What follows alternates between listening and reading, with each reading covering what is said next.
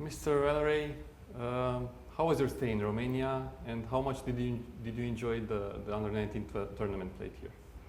It's been a fantastic few weeks here in Bucharest and Romania with this under-19 tournament. As always, everybody in Romania has been very hospitable. We've had an excellent hotel and some fantastic matches, lots of goals, great deal of fair play, and very exciting right to the very end of the tournament. So it's been a very enjoyable time.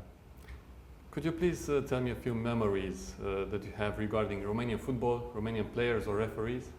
I was very lucky at the semi-final when Romania played Netherlands. I was sitting next door but one to Hagi, obviously one of the greats, and in September 1997 I was the referee for Romania-Iceland here, a World Cup qualification game.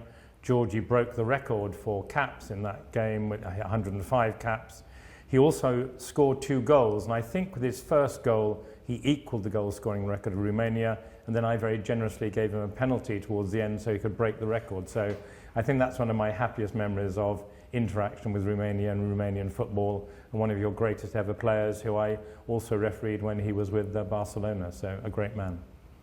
Tell me, what's your opinion about Romanian referees?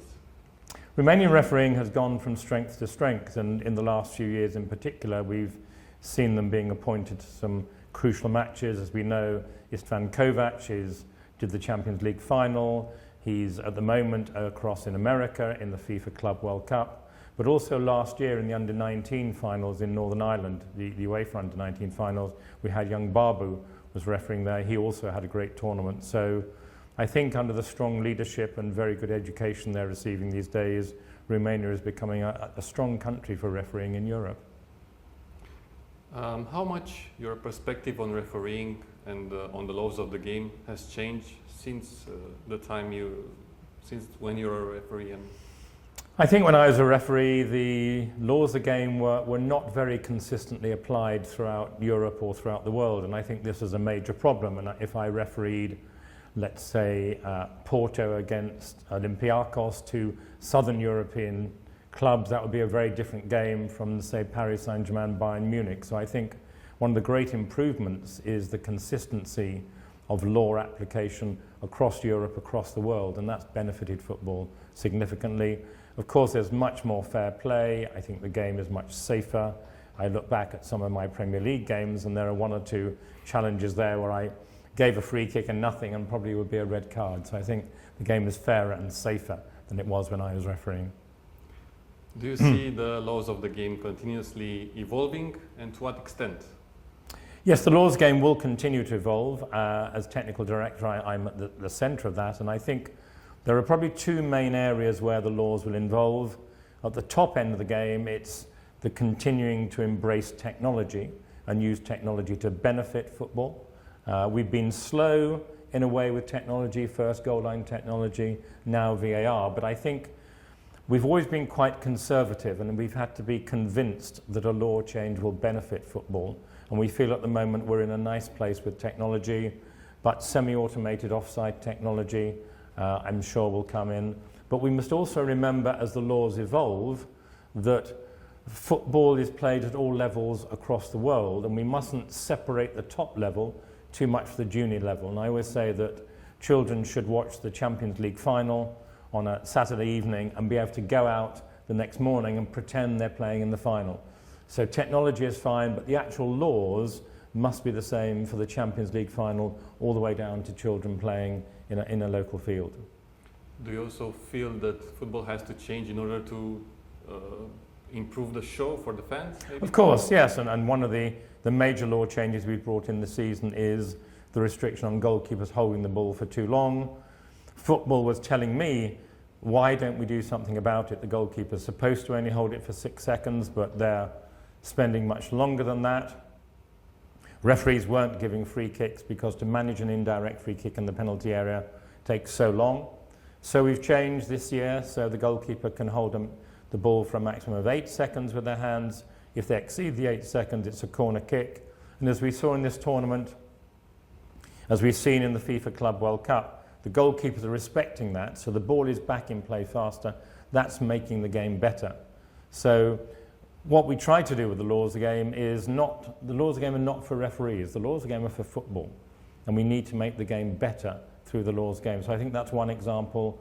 A few years ago we changed the goal kick, where we said the ball doesn't have to come out of the penalty area for a goal kick. That's tactically changed football for the better. So we try always, but we know whenever we change the law, some people try and undo it and find ways around it. So the laws will evolve. As I say, I think the third area, which is important, and we now have the captains only guideline, that we need more respect for referees at all levels. Football is short of referees. We need young people to come in. They come in, they leave refereeing because they're abused, they're shouted at, they're screamed at, they're not treated with respect. So we feel that only the captain talking to the referee in key moments is a really important step to make the game better. People don't like to see referees being mobbed and abused, but also to enable us to secure the future of refereeing by bringing in and keeping good young referees. You spoke about VAR earlier. How much did it help the referees since its introduction? Well, I think what we should say is that VAR has helped football more than referees, in the sense that although there have been some mistakes, although it's not perfect, a major match, a major cup final, a major championship will not be decided by a referee or an assistant referee mistake because of VAR. And that element of fairness is the main reason we brought it in, that we didn't want a situation like the famous Maradona hand of God against England, or the Thierry Henry handball against the Republic of Ireland. So VAR is there to make the game fairer. And in a way it helps referees, because referees know if they've made a big mistake, it can be rectified. And people think that referees aren't human, but when I made a big mistake, I was unhappy. I didn't just go home and say, oh, I made a mistake, I don't care.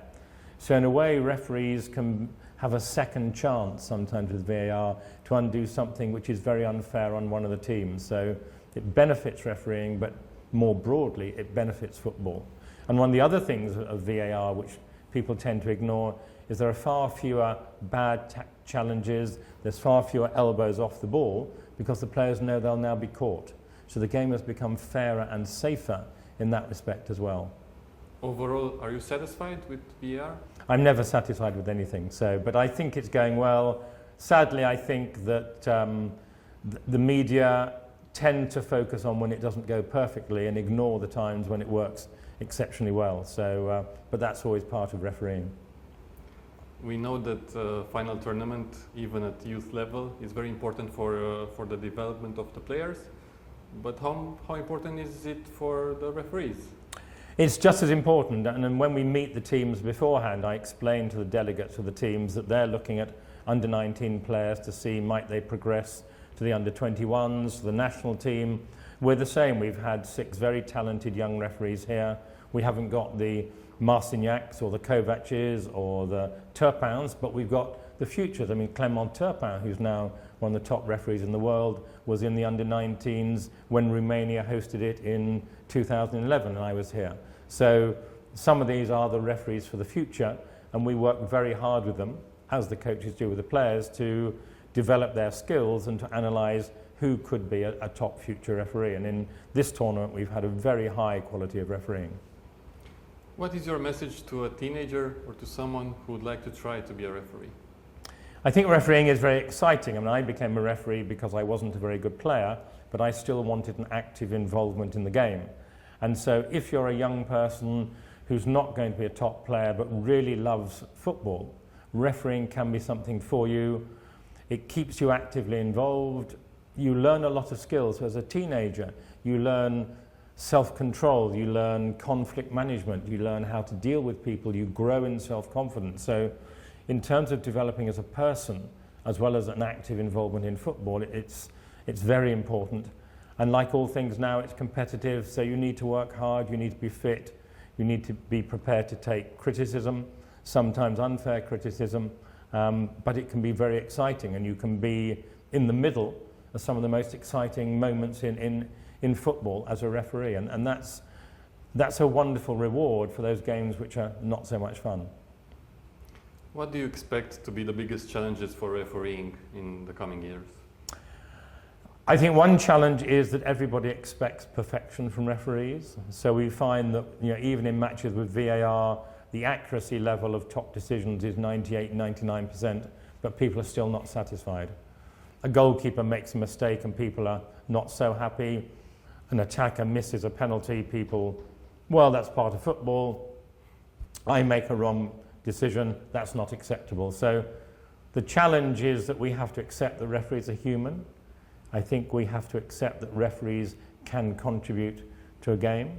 And we have to make sure, as I said earlier, that there's enough respect for and proper treatment of referees, because without referees, the game is much worse than with referees. So no referee robots?